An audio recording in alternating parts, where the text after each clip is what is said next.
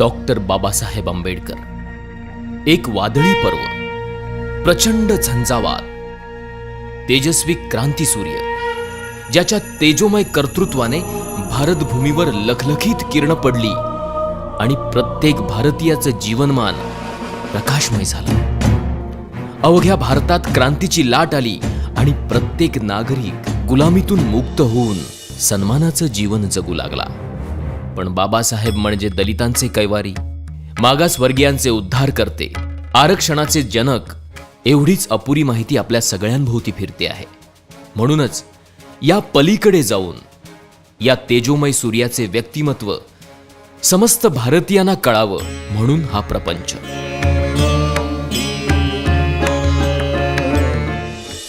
एकविसाव्या शतकातील सगळ्यात विद्वान व्यक्तिमत्व म्हणून कोलंबिया विद्यापीठाने डॉक्टर बाबासाहेब आंबेडकरांना गौरविलं.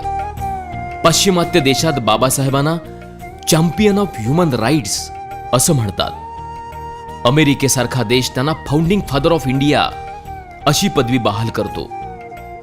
यामागची कारणं लक्षात घेतली तर व्यक्तीच्या प्रतिष्ठेसाठी, राष्ट्राच्या एकतेसाठी त्यांनी आपल्या वैचारिक भूमिकेमधून उचललेली पावलं ही पाश्चिमात्य आणि विकसित देशासाठी मार्गदर्शक हमरस्ता बनतात. म्हणूनच आरक्षणातील संविधानाचा मसुदा जगाने न्यू डेमोक्रॅटिक कॉन्सेप्ट म्हणून गौरवला आणि अमेरिका सुद्धा त्याचा पाठपुरावा करते.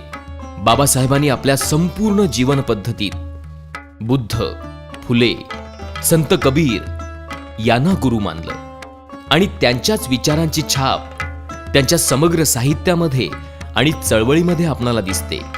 भारताच्या भूमी स्वातंत्र्याचा लढा प्रत्येकजण आपापल्या परीने लढतच होता, पण भारतीयांच्या स्वातंत्र्याचा लढा फुलेंच्या जीवन पद्धतीला आदर्श मानून बाबासाहेब लढत होते. त्यांनी महाडच्या चौदार तळ्याच्या संग्रामावेळी मला या देशात समता, स्वातंत्र्य, बंधुता आणि न्याय यावर आधारित अशी समाज रचना घडवायची आहे की ज्याचा एकक व्यक्ती असेल, ही गर्जना केली आणि संविधानामार्फत त्याची पूर्तता सुद्धा केली. म्हणूनच डॉक्टर बाबासाहेब आंबेडकर फक्त मागासवर्गीय समूहाचेच नाहीत, तर प्रत्येक भारताच्या नागरिकाचे दीपस्तंभ ठरतात. 1919चा कायदा असू दे, 1935चा असू दे किंवा भारताच्या संविधानाचा मसुदा असू दे, त्यामागे प्रत्येक नागरिकासाठी त्यांनी केलेल्या मताधिकाराचा रोमहर्षक संघर्ष आपणाला इतिहासामध्ये सापडतो.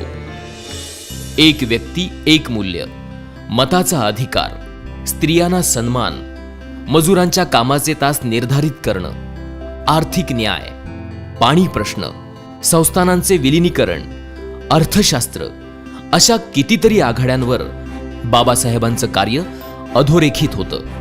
या सगळ्या गोष्टी भारत देशाला प्रगतीच्या आणि विकासाच्या मार्गावर नेणाऱ्या आहेत.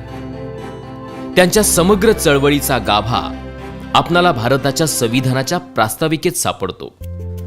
अर्नेस्ट वॉर्कर या प्रसिद्ध विचारवंताने हीच जीवन पद्धत आदर्श जीवन पद्धत आहे असे गौरवोद्गार काढले आहेत.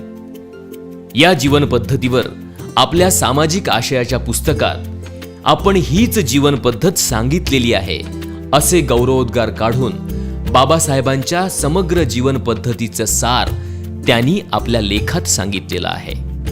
अर्थशास्त्रावरील प्रबंध प्रॉब्लेम ऑफ रुपी यामध्ये रुपयाचा प्रश्न मांडून संपूर्ण जगातील विद्वानांचे लक्ष वेधून घेणारे डॉक्टर बाबासाहेब आंबेडकर सामाजिक न्यायासह समता, बंधुता, स्वातंत्र्य, गणराज्य आणि लोकशाही या आघाड्यांवर आपली वेगळी छाप ठेवून जातात. पाश्चिमात्य देशामध्ये लोकशाही पद्धत आहे, पण त्या जोडीला तथागत गौतम बुद्धांच्या काळातील गणराज्य पद्धत अंगीकारली तर व्यक्तीच्या सर्वांगीण विकासाची पद्धत गतिमान करू शकतो.